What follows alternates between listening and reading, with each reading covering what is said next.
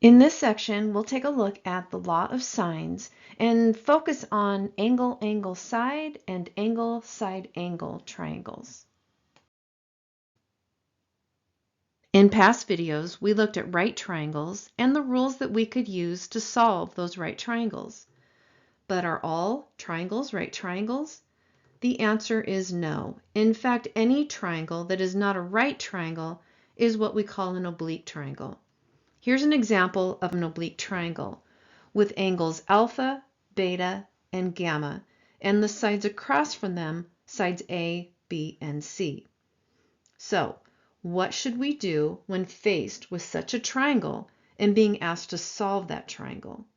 Well, using what we do know about right triangles, we can derive what's called the law of sines, which can help us solve for situations where we don't have a right triangle, but instead we have that oblique triangle. Here's how we're going to do it. First, we're going to create two right triangles out of this oblique triangle by dropping a perpendicular segment from any of the angles to the side opposite it. I'm going to choose angle beta, which is in the upper part of this triangle, and the side across from it, which is B. Now, this perpendicular that I drop is called the altitude of the triangle, and I'm going to label it side H. Now, notice that by doing that, I've created a right triangle on the left, and I've created a right triangle on the right. In the right triangle on the left, let's focus on angle alpha. Using my right triangle properties, I can say that the sine of angle alpha is equal to the side opposite it, which is H, over the hypotenuse, which is C. Now let's shift to the right triangle on the right that has angle gamma in the bottom right. I can say that the sine of angle gamma is equal to the side opposite it, which is H, over the hypotenuse of A. Now, keep in mind that those rules that I just used, those can only be used in right triangles, which is what I have by dividing that oblique triangle with that perpendicular. Now, the next step is that I want to solve each one of these equations for H. I want to get each one of these H's by themselves. So in the first equation, I'm going to multiply each side by C, and in the second equation, I'm going to multiply each side by A. That gets the H by itself, and it creates two equations that both equal H. The first equation will be H equals C times the sine of alpha, and the second equation will be H equals A times the sine of gamma. Now, when you have two things that both equal H, we can set those things equal to each other. So what I can say is that C times the sine of alpha is equal to A times the sine of gamma. Another way to write that would be that the sine of alpha over A is equal to the sine of gamma over C. Now, looking at this formula, we see that this formula gives us a relationship between an angle and the side opposite it in the oblique triangle, and another angle with the side across from it in the oblique triangle. That means that we now have a property, or a law in this case, that allows us to solve for angles and sides when we're not dependent on the original triangle being a right triangle. Now note, if we had chosen a different angle to drop the perpendicular, the other relationships between the angles and the sides would be the same, and they are collectively referred to as the law of sines. In particular, the law of sines says, given a triangle with angles and opposite sides, the ratio of the measurement of an angle to the length of its opposite side will be equal to the other two ratios of angle measure to opposite side.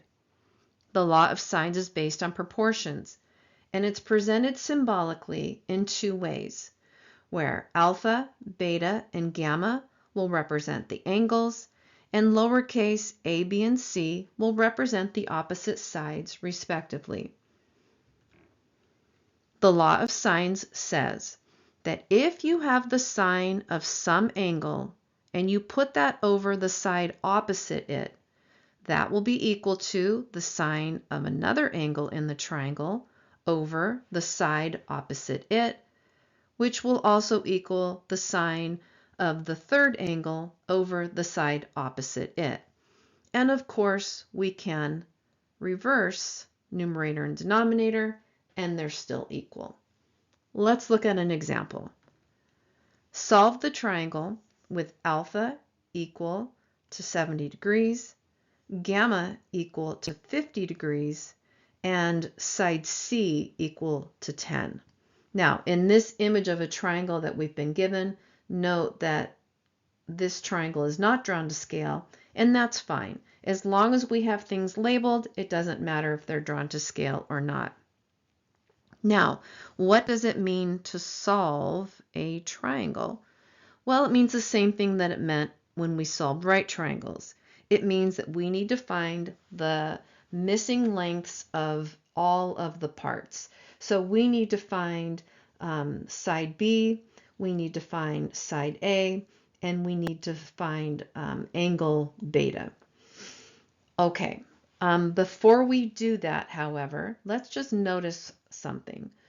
What I notice is that I was given an angle, and I was given an angle, and then I was given a side.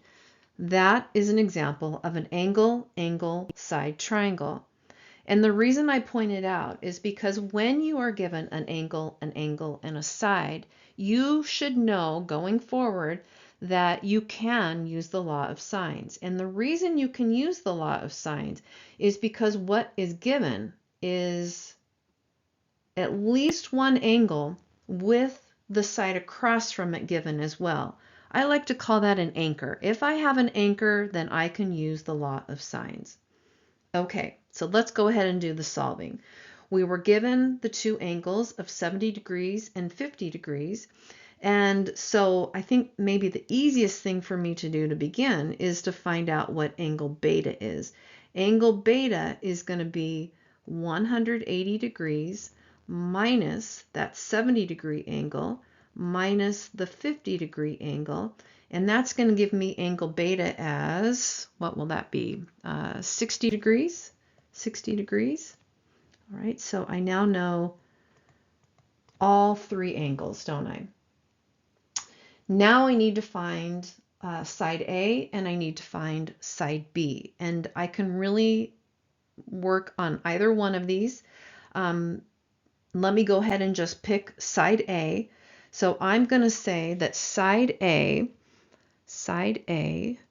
over the sine of the angle across from it. Now the angle across from side A is 70 degrees, and I'm going to set that equal to my anchor.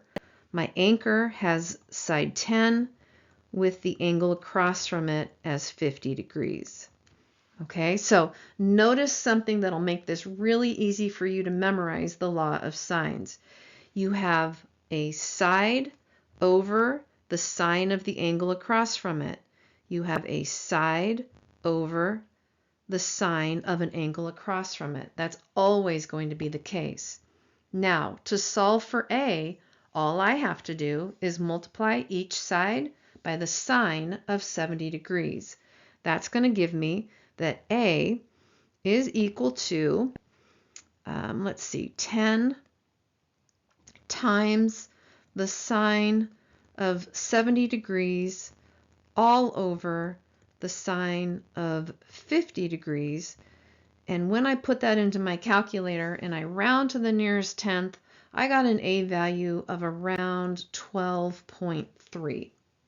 Okay, so let me go ahead and mark that on my picture.